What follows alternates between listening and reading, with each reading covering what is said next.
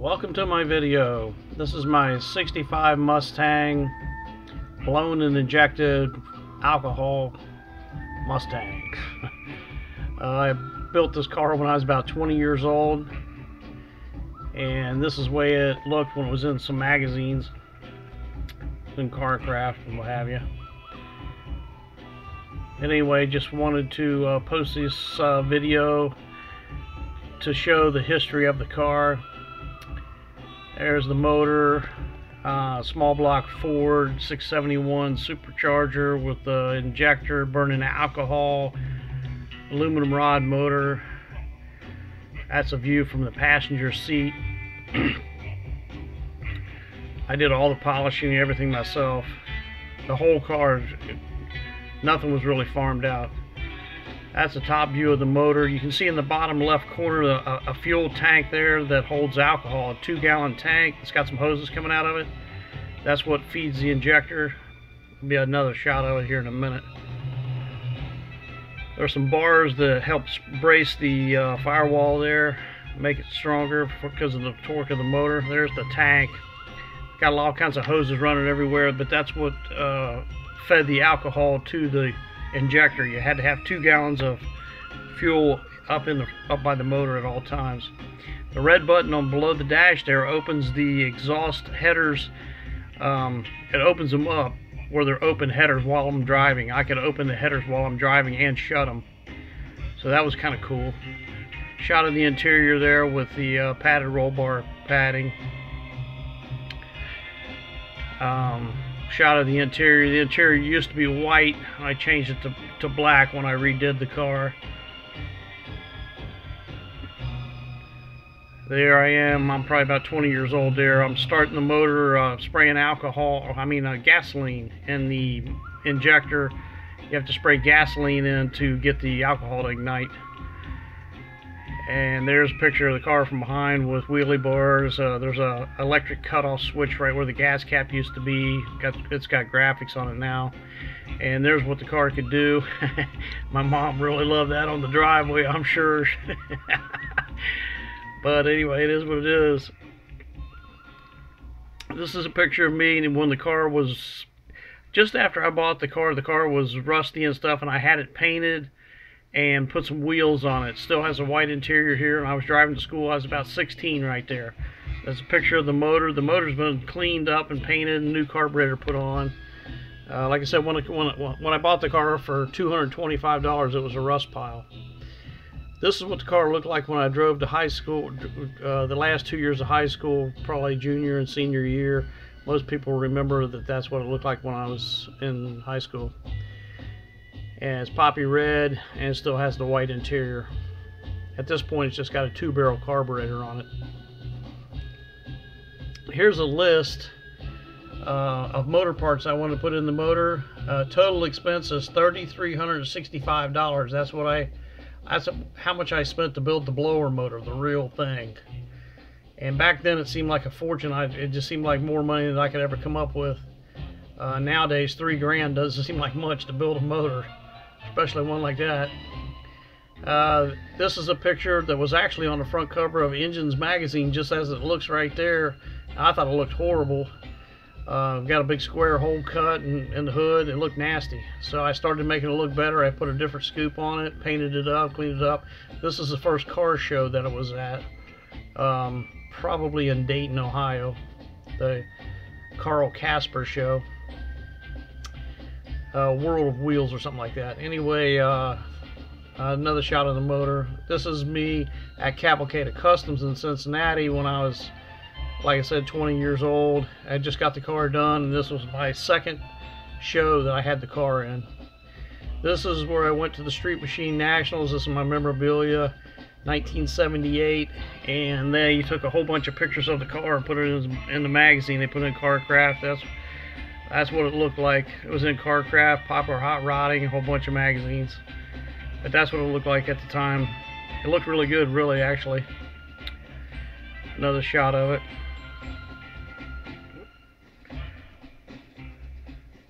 But me being me, I was still dissatisfied with the car. It wasn't perfect.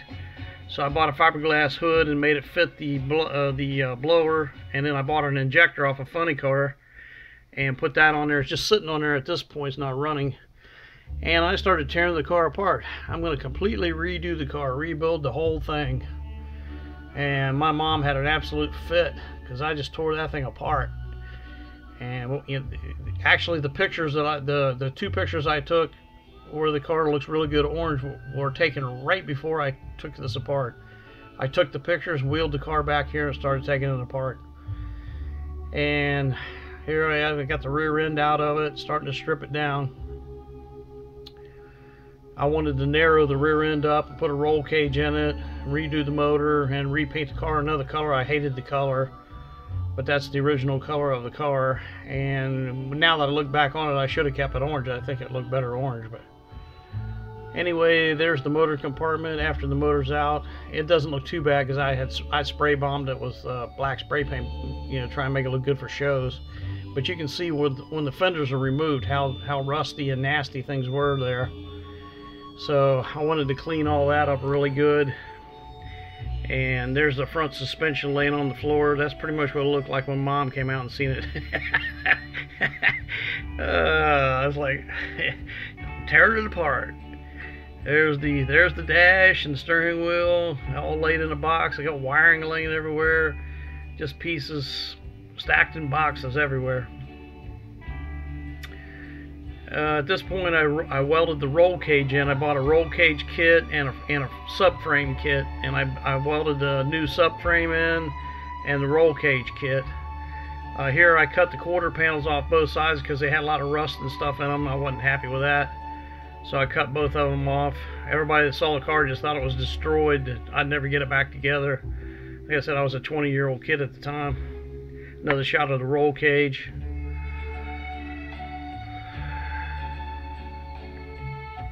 There you can see right through the car, both quarter panels are gone. You can see the wall of the garage, the rear end laying on the floor there. I already welded on the ladder bars, had ladder bar suspension. This is what the new quarter panels put back on. Got them lined up, welded on. And this is what the fenders look like. The front fenders, once you dig all the Bondo out, and it was just big rust holes everywhere.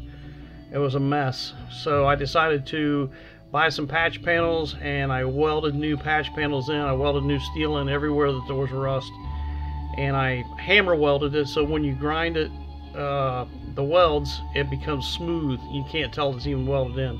This is a picture of my work truck with the car in the back. I didn't have a trailer at the time to take it to the strippers to take all the paint off of it. And here we are at Reddish Strip in Cincinnati, Ohio, and they dip the car in a swimming pool of stripper, and it just strips all the paint off, inside out, everywhere. And then they spray it with high pressure sprayers, and then they put an alkaline coating on it to keep it from rusting while you get ready to paint it again. Here's a picture of the car once I got it home. You can tell how shiny all the metal is. There's a few more pictures coming up here. There you go. The car's just like brand new when you get it back. The quarter panels turn black on both sides. I don't know if it got too close to the electrodes. They use electricity when they do it too, so I don't know. But anyway, that's sanded off. Here's the doors, the fenders, and the deck lid. That's what they look like when they came back. Inside of one door and outside of the other one, the one has some rust damage I had to fix. Like I said, I welded in new metal. Everywhere that there was rust problems, I welded in new metal. This is the car with zinc chromate primer on it. I put zinc chromate on because it keeps the car from ever rusting. And that's what all the green is. There's some aluminum in there, you can tell, that's not coated. That's part of the inner fender wells for the slicks, and aluminum for where the back seat used to be. There's another shot of it, and you can see the frame rails I had to weld in. I had to weld new frame rails in the car and tie them into the roll cage. And that's a picture of me after I painted the underneath of the car. I was wore out and looking kind of dirty. There it is, painted. I just got through doing it, Painted the motor compartment inside and out, the interior, the dash, the whole underneath of the car. I laid underneath of it with a creeper and painted it all. There's the rear end sandblasted. I sandblasted all the suspension pieces. They were either new or cleaned up like that, and then painted gloss black. Everything on the bottom of the car, like I said, all the suspension pieces in the front were new. This is a transmission, sandblasted, and then you'll see another picture of it painted gloss black. That's a top loader 4-speed, which is Ford's heavy-duty 4-speed transmission. There it is. The whole underneath the car, all the suspension was painted where you could wax it. I could wax the floor of the car underneath, the drive shaft, everything. This is the quarter panels where I had to stretch them for the slicks to fit. Mustangs have small openings for the wheels, so they have to be stretched. So I had to cut the lips off of the quarter, move them out 4 inches, you can see there, a spot in the middle, and then weld them back on for the slicks to fit. And there's a picture of it when I first got it outside. It's starting to look like a car again. And got it rolling, got the front suspension under it and the rear end back under it. This is a car all taped up for paint. Notice the bag that goes underneath. I had to tape the hole underneath of the car up with the bag to keep overspray from getting on the underneath of the car where I painted it. So I had to really seal it up inside and out. You can pretty much see how it was done. Now this is a shot of just painting the car. Still a little hazy in there, probably from the paint fumes and paint spray in the air. But that's when the car was just painted. It's a 1977 Volkswagen blue. I forget what color it is, but it's real pretty color of blue. There it is. You can see the door panels and the fenders laying in the background. I sprayed them off the car so I could get the door jambs real good. There's the doors after I untaped them, and the front bumper piece. That's right out of the gun. That hasn't been wet sanded and buffed, those doors. Matter of fact, I didn't hardly wet sand and buff anything on the car. That's the car, putting it back together with the headliner hanging down. I'm putting the headliner in it. As you can see, the jambs painted. There's the front wheel on, the front suspension. You can tell how nice that looks now compared to where it was all rusty and nasty before. All the bolts in the motor compartment are all stainless steel Allen heads. This is a car sitting outside after I got the body panels back on. It started to look like a car again. Getting close anyway. There it is with no motor or headlights or anything in it, but it's getting close. There's my Volkswagen in the background that I drove while I was putting this car together. I bought that off of Robin Humphreys for $100 and drove the heck out of it. There's the vertical gate shifter on the transmission, roll bar padding stuff. There's the underneath of the car. You can tell all the suspension pieces all painted. Yeah, like I said, you can wax everything from front of the car to the back. I used to put mirrors underneath of it at car shows. That's underneath the back. There's still a couple pieces not painted there that I was trial fitting, but everything else was all done on the underneath the car pretty much. This is a Boss 302 crankshaft. This is the start of the build of the motor, and it's a Boss 302 crank. These are Howard aluminum rods and forged blower pistons that I had in the motor. And this is a Boss 302 block, 4-bolt block with the aluminum rods in it and the crank and everything, all the short blocks pretty much together. Had a Pete Jackson gear drive, you can see in the front instead of a timing chain.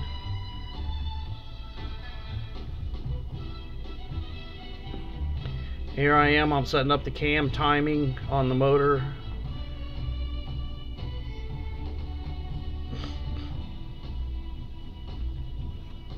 This is the bottom of the motor with the windage tray on, and then there's an oil pan that goes on there that's off a Trans Am Mustang. It's a special extra wide, it's a real rare racing oil pan off a Trans Am Mustang. These are the heads after I got them back. They've been ported and polished, all cleaned up. They've got oversized Chevrolet valves in them, intakes and exhaust. You can see they almost touch each other. They're so big. And that's the heads with the roller rockers installed and the valve springs and everything. Painted up, ready to go on the motor.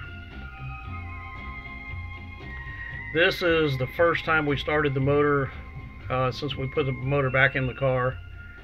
So it's kind of rough looking. When I started with carburetors on it and on gasoline. Then we switched it over to the injector, and I had to go through a learning phase of how that all worked and get it all set up and everything. But that's the injector on the car with it running. And then I got a fiberglass hood and finally cut it where it fits the blower nice.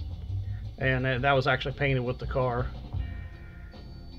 So the motor's pretty much done. This is the first Street Machine Nationals after the car was done. We kind of rushed it, so it's not really, the car's complete, but it's missing the graphics on the sides and some details. Here's the car at Indoor Car Show, the first one since it was done. Cavalcade Customs, I believe. And there's no graphics on the car yet. That's a back shot. I had mirrors underneath of it, like I said, so you could see underneath where it was all painted.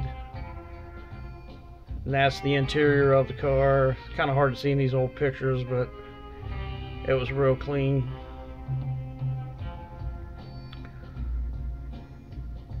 That's me with the finished car. It's got graphics on it now. Like I said, I'm probably about 20 or 21 there. I can't remember how old. That's a back picture of it with the wheelie bars. You can see the graphics that I put on there. I went a little wild with the graphics. And that's the front picture of the car as it was in CarCraft magazine again. And with the graphics on, and the car is finally finished. So that pretty much finishes up the video. I hope you enjoyed it. And that's my old Mustang.